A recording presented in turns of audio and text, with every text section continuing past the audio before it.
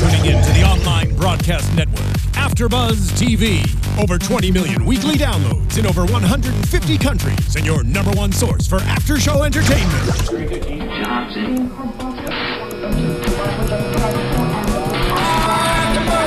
AFTERBUZZ TV, the destination for TV superfans, producing after-shows for over 300 of your favorite TV shows, interviewing celebrities and showrunners, and bringing you behind-the-scenes exclusives. All thanks to E! Entertainment's Maria Menounos, producer Kevin Undergaro, and internet leader Akamai.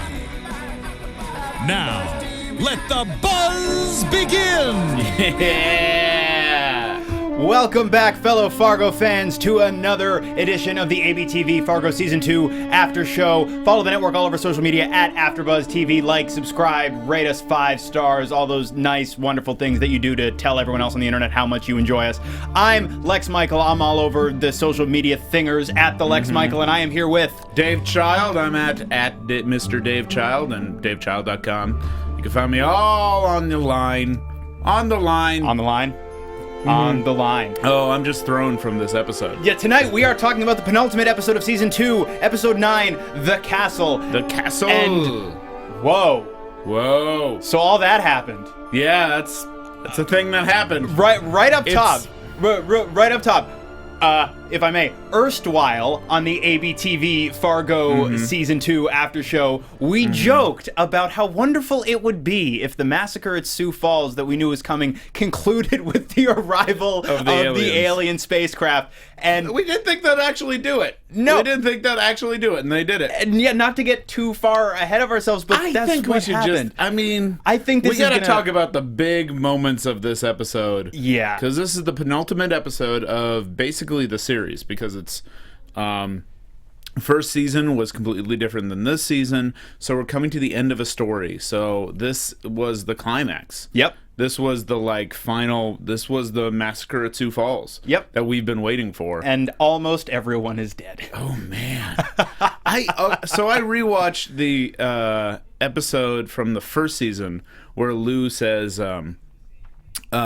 what he saw, that there's the massacre at Sioux Falls, and he mentions how the bodies that we saw, if you stacked them up, I'm pretty sure they would reach the second story. Yeah. I think I didn't realize he was talking about an intricate staircase of bodies that you're building. I feel like there were bodies that were the railings. Sure. There were bodies that were just each step and moved up. That could go to the second floor. There was a lot of bodies this season. Yes. Oh, man. And in this episode in particular. I do think when Lou refers to the incident that changed him irrevocably and led him to quit being a police officer, I think he is referring to the events of the season as a whole as part of that incident. I don't know if he necessarily means specifically just this massacre outside of the motel. Well, I think one of the things that was new about this episode was there was a whole different style of storytelling, for one. We got narration for the first time. Yeah. By the way, if I'm not mistaken, that was Martin Freeman narrating the once Lester Nygaard of Season 1. Yeah, in kind of original British,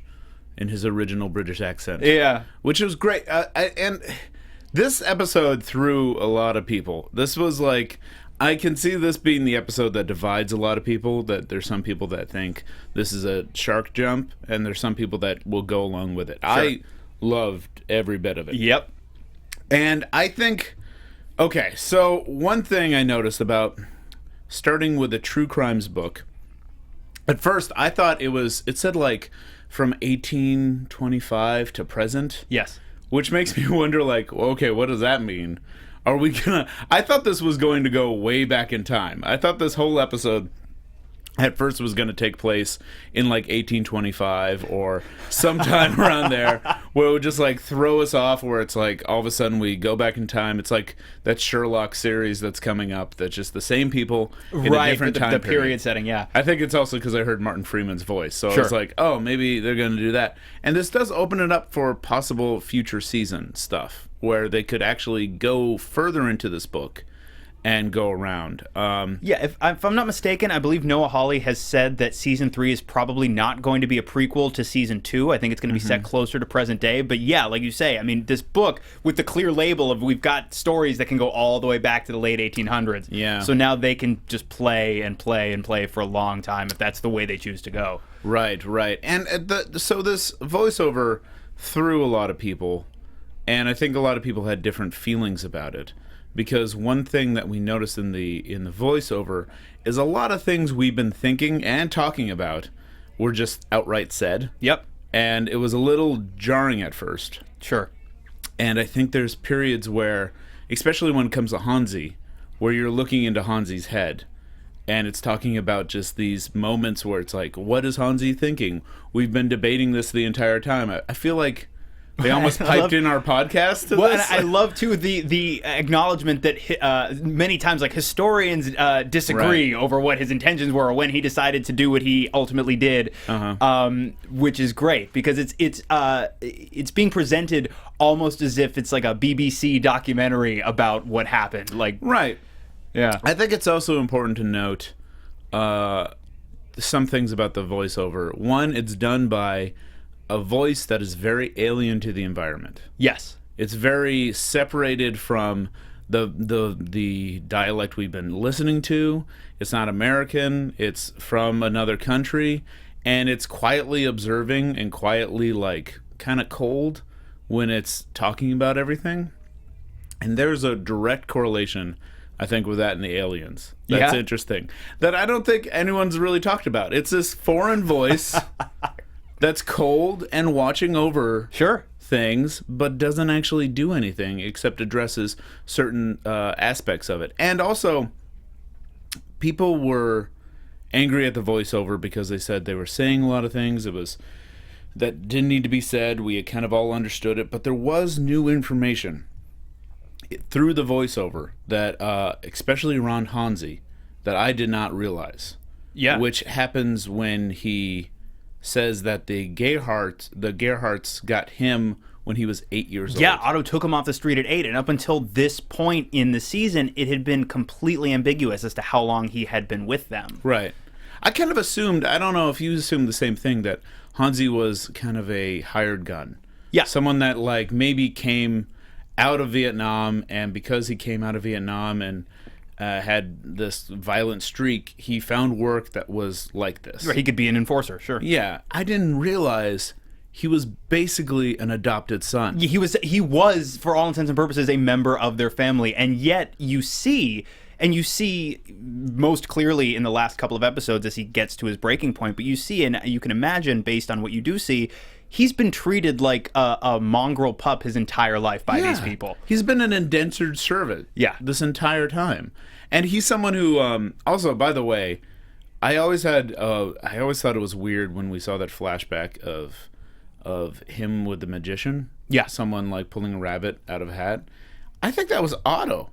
Yeah? I think the magician was Otto, because we flash back when the narrator says, he was picked up back when he was 8. It goes back right to that moment when he's in the classroom watching the magician. So I think the magician might have been a young Otto. I'm going to go back and look at that previous episode again and see if I make that same connection. I mean, maybe not, because I realize that they do actually have a young Otto later on, because who's probably around that age. And it's still Michael Hogan, I believe. Yeah, so maybe, I don't think it was Michael Hogan, but now I want to rewatch it. Yeah. I'm like, was Otto just a to see, secret? like, with that in your head, then just to look at it and see if it holds up. You know what I mean? Like, was Otto a magician part-time? Part-time magician, full-time crime boss. Really quickly, before we move too far away from talking about... I'm just excited about but talking about the book and the narration, I don't know if you were paying too much attention to because you see the pages of text. Right. I don't know if you were paying too much attention to what was written on the pages. No. So I went and I freeze framed a bunch of it, and most of it is just recapping stuff that we've seen already, the big events from episodes, you know, the violent encounters and ends that people met, various crimes committed, so on and so forth. But there is actually new information in the pages of this book, and I made notes of it specifically as pertains to Peggy. On the pages of the book, in the text of the book states that Peggy was raised by by a single mother. Her mother's name, I made a note of it, was Nora Knutson, Knutson. Huh. She died of breast cancer when Peggy was 10. So Peggy went to live with her widowed Aunt Agnes on a farm, and she was the only kid in the area. So this was a very, very lonely existence for her. Right. And then she met Ed in high school, and then the stuff that you were talking about on previous episodes that got cut about how she was originally invested in Ed's friend emotionally, and he goes off to Vietnam, and then Ed tries to court her, and at first she rejects he basically his says advances. to Ed, like, watch out for her. Yeah, keep her safe. But that stuff is in the pages of the book. Yeah. Which I just thought was really cool, because if you're not in a position to freeze frame it, or you're not thinking to freeze frame it, that's not there. That's amazing. But they put it in there anyway, which I thought was really nice. The detail that they just put into the whole thing, that's great. So one thing I also I think they also have a moment where because I saw on the Fargo Reddit forum that they were talking about how they didn't know how Hansi got to the motel and was actually watching them. Yeah. And there's actually, in the book, if you freeze frame the book, there is a moment where they explain how he just was like, oh, and he followed him right behind everyone. And came to, because everything seems to be in that book. And by the way, the drawings were amazing. It was really cool. Yeah. So I guess where should we go back? I guess we should talk about how what's happening with the Blomquist. Yes. Oh, before we do that, did you, because we talk about this on every episode, about the title? Yeah. So the title comes from Kafka's book, The Castle. Yep. Where the book is essentially, I haven't read the book, but you did your research on it. I did mine. And two interesting things about that is, one, it's about a guy who's trying to talk to the authority, and the authority doesn't listen. Right. And it just seems to be a bunch of bureaucratic nonsense that he just can't break through. Which we see in this episode. Yeah, which is basically what Lou is doing. Yep. And ends up getting forced out of the state because of it. And two, the book starts off in the first person, and then he decides in a later draft to switch it to a third person. Okay. Which I find interesting, because this show just got a narrator. Yeah. And it just got into the third person. Yeah, if you really. think of it. So it's a strange parallel, but it's something I noticed. And it was also Kafka's last book before he died. He actually died while in the middle of writing it. Okay. And someone picked it up and finished it, which has nothing to do with the show, but I thought was interesting. This is interesting. Yeah, well, what I found was, I found similar information that you did, but what I thought was interesting too is that this castle, the titular castle of the Kafka story, is this place, this way high up, shrouded in mist, where you can essentially go and you can transcend this plane to reach your ultimate state of being, which is something obviously Peggy specifically has been talking about and trying to accomplish the entire season. But like you say, essentially bureaucracy makes it next to impossible for the lead of this story to get to this castle. Right, yeah. Which I find there's a number of different connections that you can make. Except I would argue that actually Peggy got to the castle. I think she did. Because I think Peggy, out of everyone, really showed in this episode that she was being and not thinking. I don't know about you, but I think it's just a flying saucer, Ed. Maybe the best line of the season. It's amazing. And I guess, I don't know, should we just dive into the flying saucer right now? I feel like because this episode was such a what's the word? Help me out here. What is the one, it's just everything happening all the time at once. So I feel like we can just jump around a little bit, because the centerpiece is this massacre, and we can touch on characters as we go. Right. But obviously the honestly, I forget if I could swear on this, so I want to say cluster F, but it doesn't. I don't know if I can. So that's kind of what's happening. Cluster though. F. Cluster F. Say cluster F. One of those clusters. Clusters. Yes. But in a good way. I don't mean to. I think one great part about this episode is how messy everything kind of feels. Yeah. And I think that's why the formality of the voiceover happened, and why I think the aliens coming in so crazy. that we're saying that in Fargo, but it makes sense. I think it makes sense. Well, they seeded it throughout the season so effectively, and if you remember, this all got started because Rye Gerhardt was distracted by a spaceship. Right. And also, keep in mind, they also say that they come in threes. Sure. And we saw the spaceships basically 3 times. One with Hansi, one in the beginning with Rye, and then this is probably the last time. I would think. I feel like this paid it off. Yeah. I don't think you need to do any more. I'd like to know why Hank is researching all this stuff. That's the only thing that I feel like I would like to see some resolution. Because once the spaceship is there and that close to them, where do you go with that from there that isn't now the aliens are moving to Minnesota? Right. Well, okay. And also one thing we actually haven't talked about and is that the aliens is also based off of a real story that happened in Minnesota to someone named Val Johnson, he's a sheriff, or he's a trooper. He was a trooper who had a close encounter where he was driving down the street, and then he said that he got enveloped by a white light, and then he crashed his car, and he woke up with like burns around his eyes, and his car crashed, and it's become like a big... There was an investigation, but no one concluded really what happened. So it's one of those like landmark moments that a lot of UFO enthusiasts like point to. Sure. Be like, oh, this is an official person that it happened to. So it's based off of that, and there was a lot of UFO sightings happening during the 70s. So that's one of the reasons why the UFOs kept coming up. And also, he just thought it was funny. Noah Hawley thought it was funny to keep doing this. But also, I think there's a theme that we keep talking about of Ronald Reagan being a symbol of the desire for a white knight to swoop in and save the day, but they don't really save the day. To that point, you see in the motel Peggy, when she can't sleep, watching that same fictional Reagan war movie again. Right. It pops up just a little bit. And I think that's what these aliens are. In a lot of the reviews I've been reading with the New York Times and quite a few other people, and even Noah Hawley calls it a Deus Ex Machina with the aliens coming down. And it is a little bit. I don't think it is. Okay. I don't think it is because the only thing that it saves is Lou. Right. And that's just by distracting Bear enough so he can get the upper hand. Right? So, honestly, that could have been done.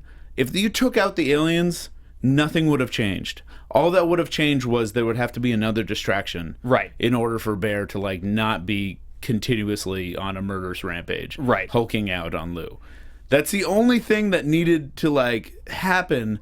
And I think what the aliens are they're that white knight that comes in, kind of saves the day, but also doesn't really do anything. And then they go away. It's interesting because I wonder, and it came from, reading some recaps, reading some reviews, reading some discussion online, but someone was speculating, do you think the aliens came down, saw all of this violence, were bummed out by it, and left? And in my head... In my head, I'm going, wouldn't it be amazing if the aliens showed up and reacted to the scene in front of them exactly how Mike Milligan does when he arrives? Right. Where the aliens show up, they look, they go, okay then. And then they leave. Yeah, that's probably... I love also how they set up, like, Mike is like, thinking about how he's going to really gun down, have this confrontation, the entire setup towards there. And then when he gets out, it's just like, it's already done for me. Yeah, and now he can go and take credit for it, which again, he was, up until now, as far as we know, marked for execution by Kansas City, and now maybe he's got a card that he can play, because unbeknownst to him, he was there to pick up Dodd. He didn't know that Dodd was dead. So he had already lost the card that he had to play. Now, potentially, he's got another one. Yeah. And also, it's funny that he kept thinking of... He was thinking about you see in flashbacks when he's driving to the motel, that he's thinking about the people he was close with that he lost. In this scene, a lot of Mike is getting kind of lost in the cluster F of this episode. Yeah, the cluster. Yeah, the cluster. But he actually has some great moments because you see him on the phone, and they have that great split screen that they use so well throughout this whole show. And in this one, you have... first you see the split screen of Mike in the forefront on the phone, and then the kitchen brother in the back.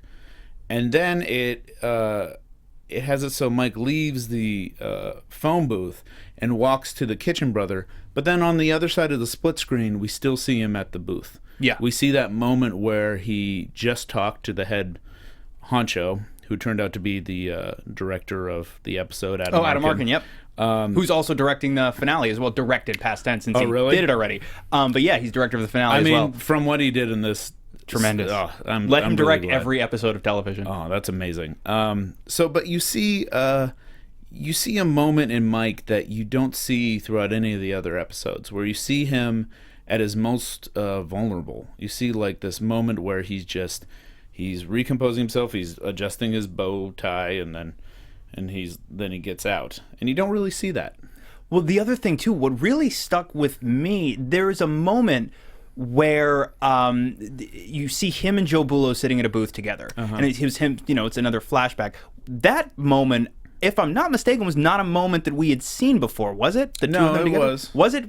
Because I didn't. Didn't we, when he touched his hair? Didn't we see that earlier? I see that. I was trying to remember. I couldn't remember. But watching that moment where you see he reaches across the table and does the hair thing with Joe, and then it cuts back to when the head's in the box and he does it again. It hadn't really occurred to me until that moment that Joe Bulo wasn't just a guy that Mike took orders from. Joe Bulo was Mike's friend. Yeah. Like, that wasn't just a personal, that wasn't just a professional loss for him. That was a personal loss as well. Yeah. But that was also a moment where, that I noticed when he touched the hair when it was first in the box, when we first saw that scene. Right.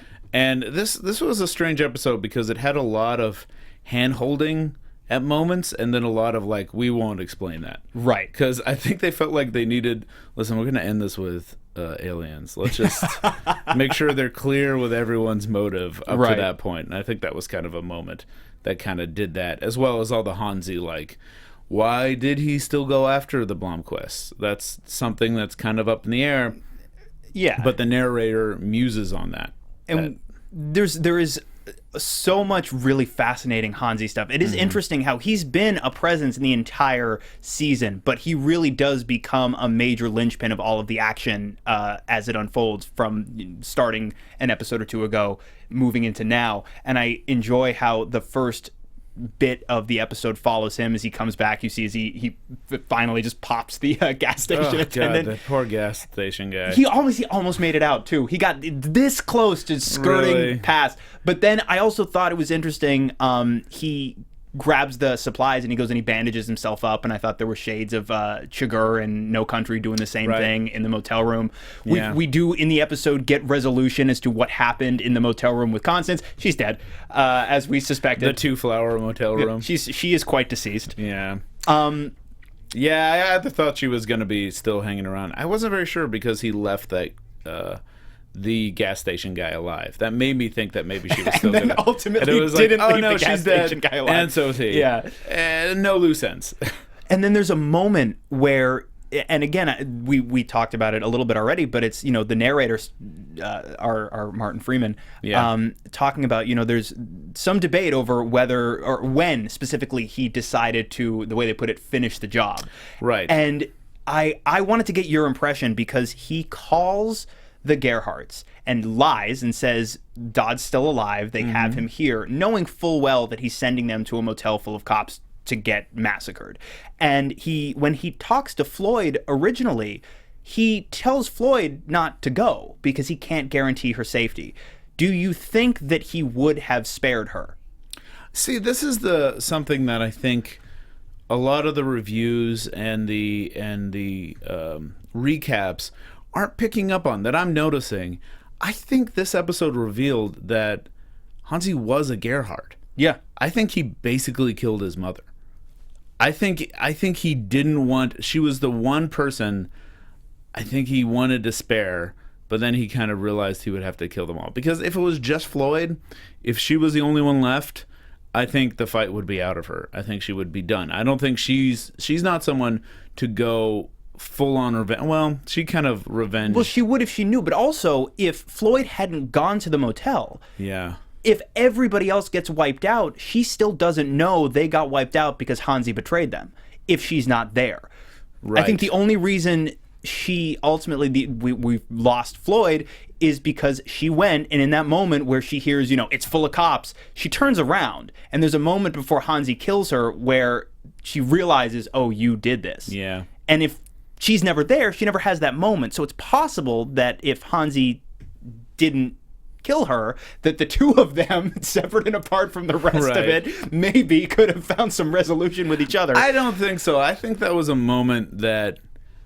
Okay, it was one of two moments. It was either Hansi manipulating her to actually come by saying, no, don't come, and that will actually make her come. Or it was him not realizing that he needed her to be there as well. Sure. Because I think, honestly, if she was still around and she found out about this, she would be like... Yeah, she would be like, wait, there were cops? Wait, Dodd was already dead in the cabin? She would probably... She's a smart cookie. She would be able to put it together. But I think that just showed... I think that he just didn't want another family member that he was close to. He kind of knew Bear had to go. Yep. And he knew most of the Gerhardt just had to be wiped out. But he was a member of the family, which was a big surprise to me. Yeah. In this episode. That was the biggest surprise over the UFOs, I think, because we were kind of always joking about them showing up. Right. So, when they did... And I do think, once Floyd was there, I think her fate was fairly inevitable. I think as you're watching it, more or less what's going to happen to everybody. But even still, the moment where he puts the knife in her, to me, was a gut punch. I knew everyone was going to die when Lou was sent away. Yeah. When Lou was like, why don't... I didn't know the Gerhardts were going to get involved, but...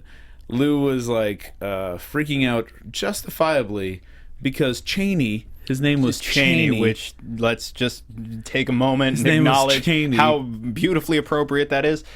I think this was Noah Hawley's really tirade against conservatism. Yep. In a lot of ways, like taking down Reagan, now making Cheney this idiot who's trying to force a war that doesn't need to happen or force a confrontation that doesn't need to happen. And not for nothing, if he hadn't given the order to go complete radio silent, Lou could have warned them and more of those cops may have lived. Also, why? Yeah, for what possible reason would you go radio silent? Oh my God. We talked about in previous episode how the cops in the Fargo-verse come in two shades. They're either the very few, but moral compasses who are decent people and are probably the most decent people in the entire show. Yep. They're the people that you're heroes, you're rooting for them, or they're just complete idiots. Yep. They're just bumbling fools. And we just got the Keystone Cops in this episode. Yep.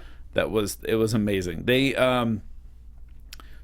back in the cabin, they decided to try and get the big fish, try and get the Kansas City by wiring up Ed and forcing that confrontation back at the motel. Right. And you see, I forget his name, but what's the guy with the mustache who's Ben? Ben?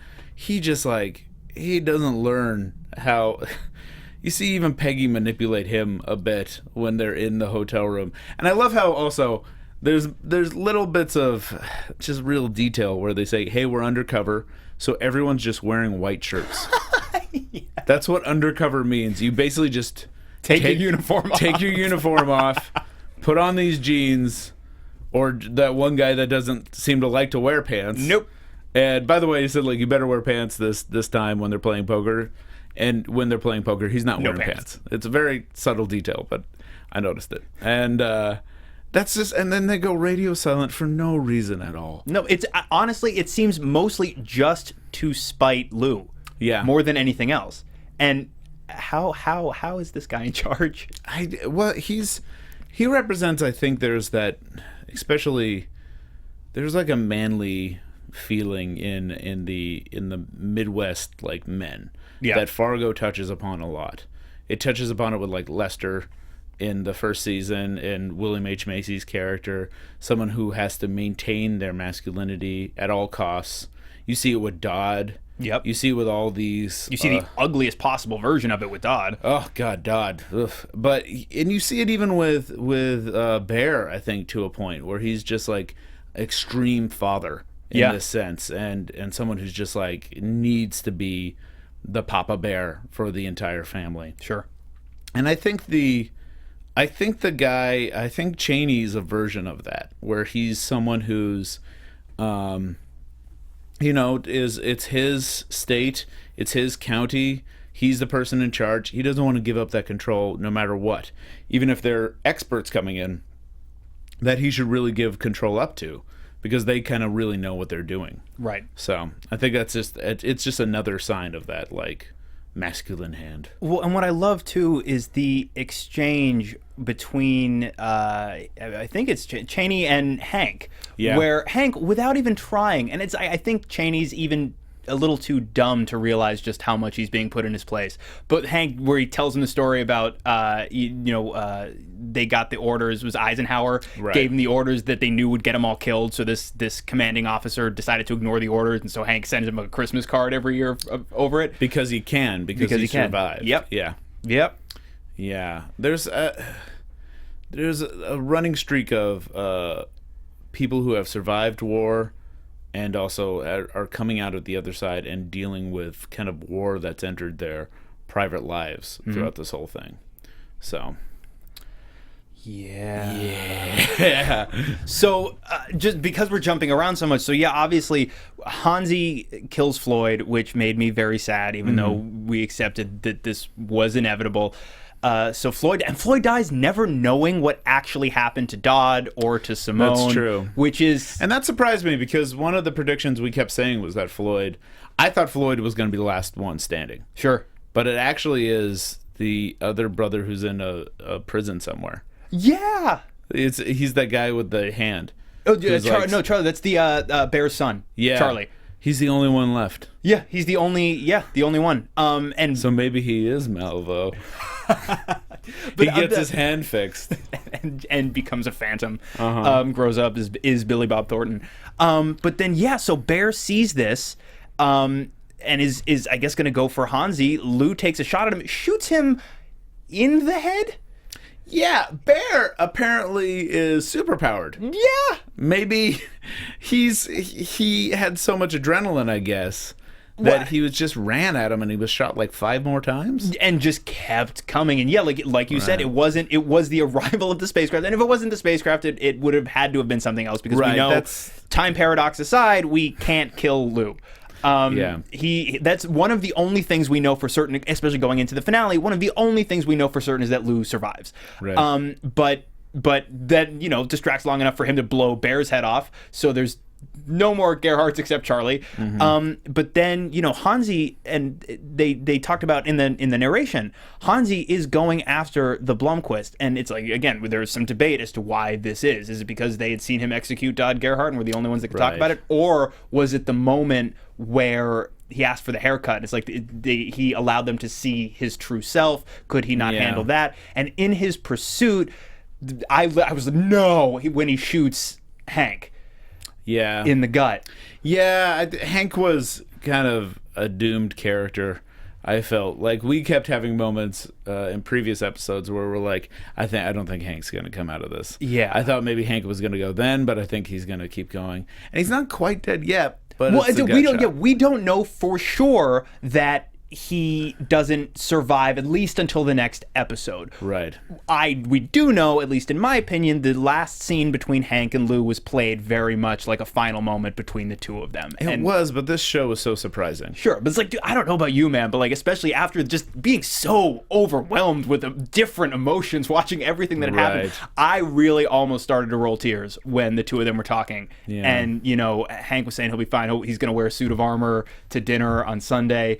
I started to get a little bit. It got a little misty. In my viewing space. Well, I manned up, and I don't cry. I don't cry. I'm a manly man. I just pumped some iron and chewed on some cigars and drank whiskey through my nose. Like a man does. Like a man does. But the other layer to that scene that made it, to me, so much more emotionally potent is that this scene is happening between the two of them, and neither of them are aware, and this is something we haven't touched on yet, of what's going on back home with Betsy. Yeah, I was gonna bring that up. Yeah. So we saw her. This was the heartbreaking scene for me. This was real. This was hard to watch. They always do stuff in Fargo, and where the worst stuff seems to happen just outside of frame. Mm-hmm. And in this one, we see there's that heartbreaking moment where you see her struggling. I knew she was gonna fall.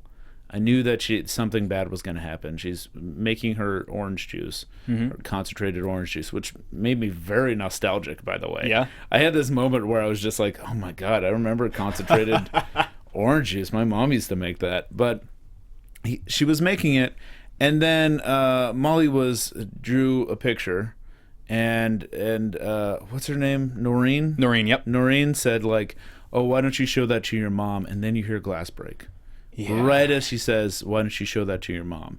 Which was really good. Just filmmaking. Amazingly executed. And then Molly, of course, is the one who finds her mom. Right. Which is just so... Dude, come on. Yeah. That's so sad. Yeah, it's... like it made me realize how important this whole time period is to that family. Sure. Because when I was watching... I just watched the scene where Lou just describes what happens in Sioux Falls, and he's talking to Malvo during that, and it's actually that intense scene where Malvo's in his diner, and then Molly's about to enter the diner and just misses him as he leaves, and I realize, I don't know, this put a whole new perspective on it, because it's also probably a story that she's heard a bunch of times, and it's like she knows how important that time period is. I forgot he was telling it to Malvo. Yeah. To like that force of nature that was there, recounting his force of nature moment to the force of nature of that first season. Yeah. So her just missing that is also kind of missing that story in a way. I don't know. You know, like that's how important all this moment is for the family. Yeah, I am very curious now, once we wrap this season, to go back and rewatch, if not the entirety of season 1, a lot of the Solverson stuff in season 1, and see how it plays differently now. Yeah. You know what I'm also noticing just in our talk today and thinking about the show is how important hair has played a role. Yeah, how do you mean? In the whole thing? I mean, there's certainly specific examples. Yeah, but we keep bringing up hair, but also in the first season, you have Malvo's weird haircut. Yeah. You have, like, that's kind of mirrors the No Country for Old Men sort of side of things. And in this, we have someone who cuts hair, that beautiful moment with Mike in the hair, and then Hansi getting her hair cut. And I don't know quite where to go with this, but I think I was going to ask, what do you think that's about? I don't know. Maybe it's just that M. Night Shyamalan water thing where he always just brings up water.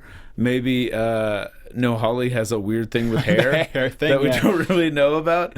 But it keeps coming up and it also talks, you know, that there's Samson references in a lot of ways where it's like, you know, taking away your masculine power comes from hair. Sure. Too. Like losing your hair loses your masculinity. Which ties back into what we were talking about how everybody is doing the masculine posturing thing. Yeah, and it all like keeps, so maybe that imagery is part of it. Interesting. I think that might be an aspect of it, but it's also just the warrior hair, I think. Yeah. Is kind of something. Sure. So are we at predictions? I'm trying to think, like, what are the big things from this episode that we haven't gotten to I yet? realized I was just so excited to talk about the big stuff right away when we came in. It was just like, kind of blew my load on a lot of the like, hey, let's talk about aliens. What's with the aliens? But, so do we think, my question is like, if there's anything to do with aliens from now on, it's going to be with Hank and just like tying Hank into the aliens.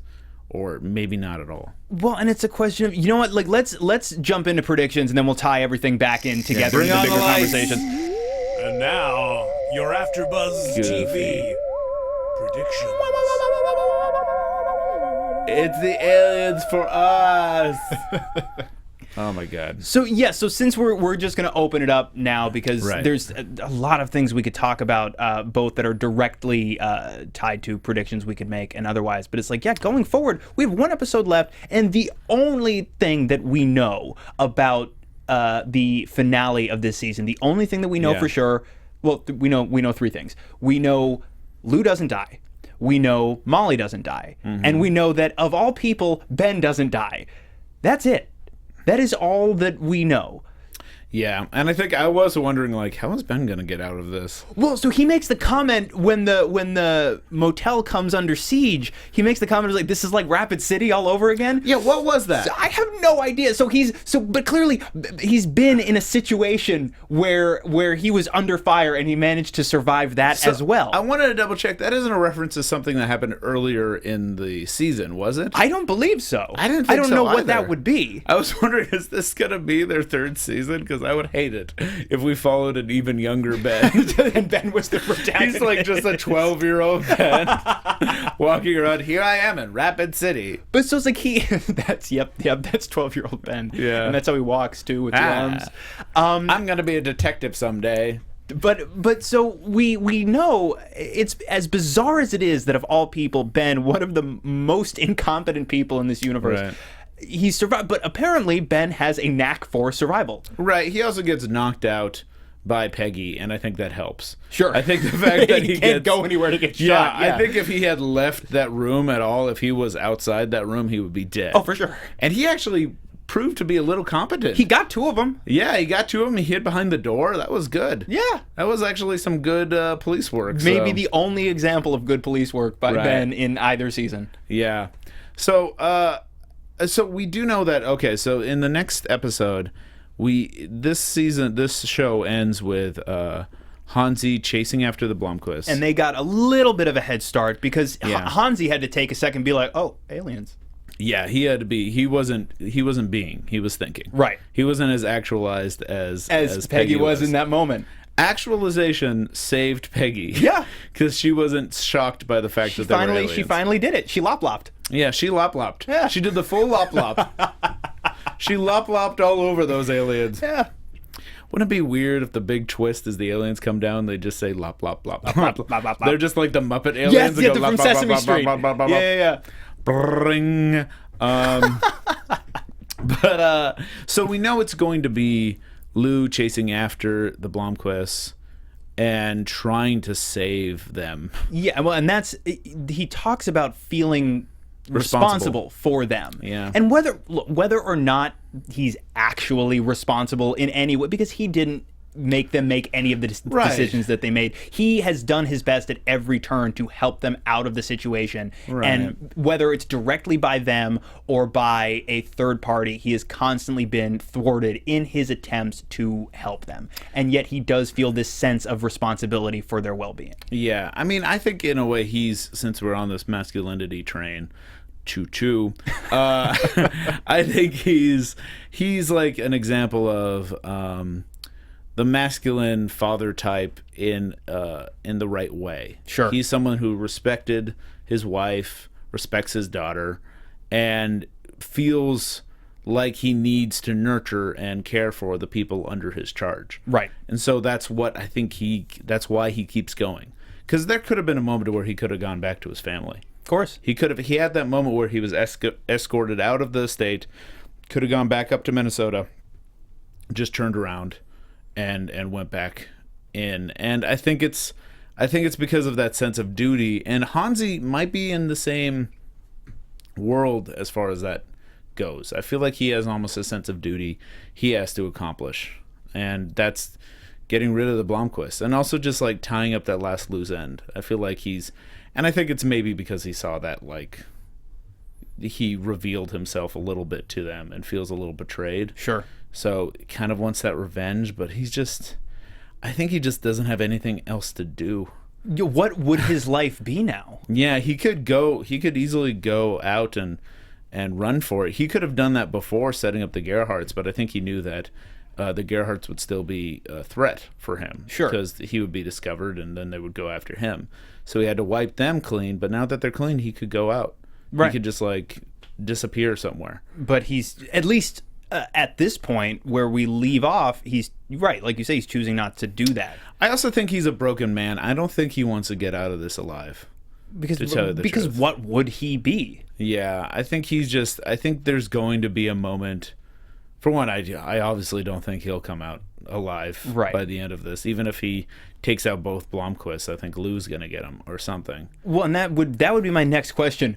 The Blomkvist have displayed a surprising and uncanny knack for surviving, which when you meet them at the beginning of the season is not a trait I would have expected either of them to have when faced with circumstances this dire and this directly threatening. And yet they keep making it. Well, keep in mind this. Keep in mind the imagery that keeps recurring over and over again is that Reagan episode, is that Reagan movie. Yes. Where there's a couple stuck in a basement and there's one threat coming down the stairs and then is shot at the last minute by the hero at the top of the stairs. Yep. So my guess is we're going to see exactly that. With the Blomkvist, Lou, and Hansi. Yes. Yeah. I think we're going to get Blomkvist in a basement or something, and then the Hansi is basically the Nazi.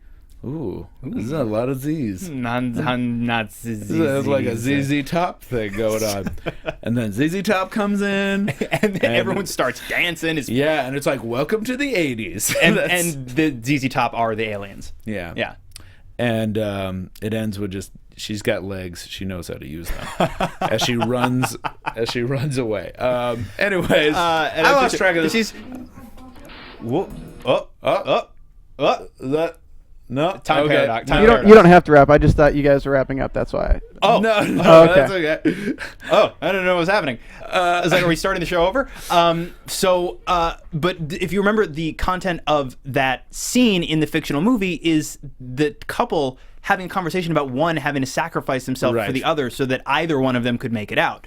So I have a heart. I think if one of them is going to go, it's probably going to be Ed. I feel like I feel like Ed is a lot more likely to die than Peggy. This is what I kind of picture. I picture it being Ed. Ed sacrifices himself. Lou saves the day. I think Lou's going to save the day. They're going to leave, but like the Nazi does in that episode, stands up and goes after them. I think Hansi's going to do that again and go after them. I think then he's going to shoot Ed. Lou's going to save Peggy, and then we're going to see a scene where she's actualizing prisoners in a female prison, leading a seminar to how to become a better person. That would be great. That's my guess, and we'll see if that happens. So then there's only two other points that I want to touch on prediction-wise before we do wrap. One is, so we don't know for sure that Hank is deceased yet.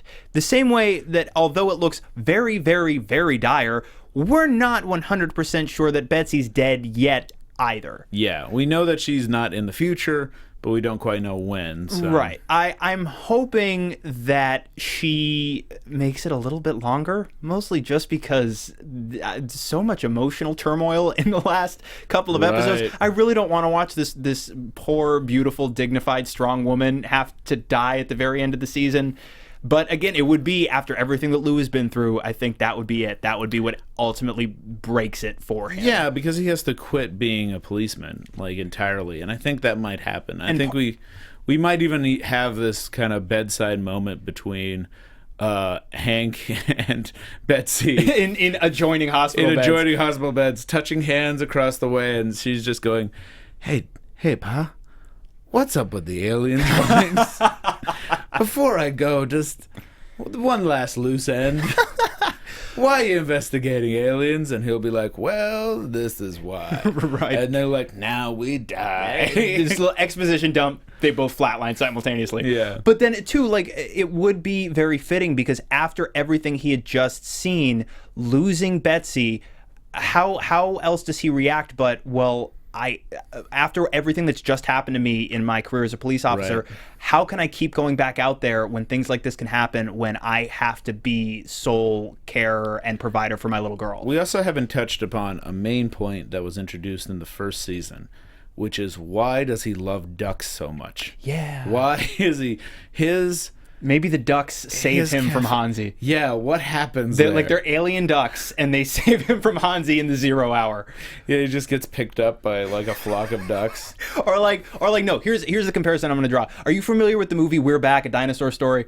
No, I grew up with this movie continue. where the villain is a character with a screw in his eye, but at the end of the movie, he's ultimately dispatched when crows, all these birds, literally land on him, envelop him completely, and when they fly away, he's gone. All that's left is the screw that was in his eye. So I'm gonna say same thing happens to Hansi, but it's ducks. That'll be mystical. And that just changes Lou forever. Yeah. The very last thing though that I want to touch on before we do wrap, Mike Milligan. Yeah. So he didn't have too much to do action-wise in this episode, but he did get one of my absolute favorite moments where he shows up, okay then, leaves. My prediction is the same as last week, where I think he's going to be the head of Kansas City. To do that, he's got to go and deal with Hamish. Right. So do you have any specific thoughts one way or the other? I think he's either going to be promoted by Hamish. I don't think he's going to kill Hamish, but I think he could end up doing that and then moving on to like become the leader of the Kansas City, but I think it's only going to help him. I think he's kind of scot-free right now. I feel like, and again, maybe just because we're saying this, first 4 minutes he's dead, Right. But I feel like he is wily enough to be able to spin this and get out of this all right at this point, or at least that's what I'm hoping for, because I think so too. As terrible most of the acts committed by Mike Milligan are, I really like this character. Yeah. And although he may not truly be able to exist in the world in a way that is safe for others, Right. I don't really want to see him go. I also feel like he needs a little moment in the sun before the show's wrapped up. I don't know what he's going to do in the next episode, but I think he's going to do Because a he lot. has felt a little bit, by necessity, but he has felt a little bit sidelined these last couple episodes. So yes, I would like to see him get another big moment that hopefully he survives. Yeah, maybe he starts that prog rock group. Yeah, right. He's got one kitchen brother, but we're not. If he survives, we're not too many years away from being able to like Photoshop, not literally Photoshop, but like to take the picture and just mirror the kitchen brother on either side of him. Right, yeah, So we yeah. could do that. We could keep the same. Somebody make this Sure. T-shirt for both of us, by the way, please. Yeah. Any other thoughts on the penultimate episode before we do wrap? No, I think that's basically it. I think we covered just about everything. Yeah, it was a hell of an episode. Yeah, it's one of, bold statement, one of the best episodes of television I've seen, certainly in a very long time. I like it when there's something that happens where I stand up and go, "What? Yeah. No. What?" Yep. And that's the aliens did that for me. That was great. frankly, that happened to me more than once this Right. episode. And we've got one left, and I'm excited and I'm terrified. Yeah, I don't want it to go, but I'll be glad to see it leave. It's very stressful makes every week. sense, yeah. So yeah, that is gonna do it for us on this edition of the ABTV Fargo After Show. Mr. Dave Child, where can people find you on the internet? At Mr. Dave Child and DaveChild.com. All right, I am Lex Michael, and I'm all over the netty, webby, talky stuff at the Lex Michael. We will see you guys next week for the finale. I'm excited and I am scared. Thank you for joining us. Bye-bye. From executive producers Maria Menounos, Kevin Undergaro, Phil Svitek, and the entire AfterBuzz TV staff, we would like to thank you for listening to the AfterBuzz TV network. To watch or listen to other after shows and post comments or questions, be sure to visit AfterBuzzTV.com. I'm Sir Richard Wentworth, and this has been a presentation of AfterBuzz TV. Buzz you later. The views expressed herein are those of the hosts only and do not necessarily reflect the views of AfterBuzz TV or its owners or principals.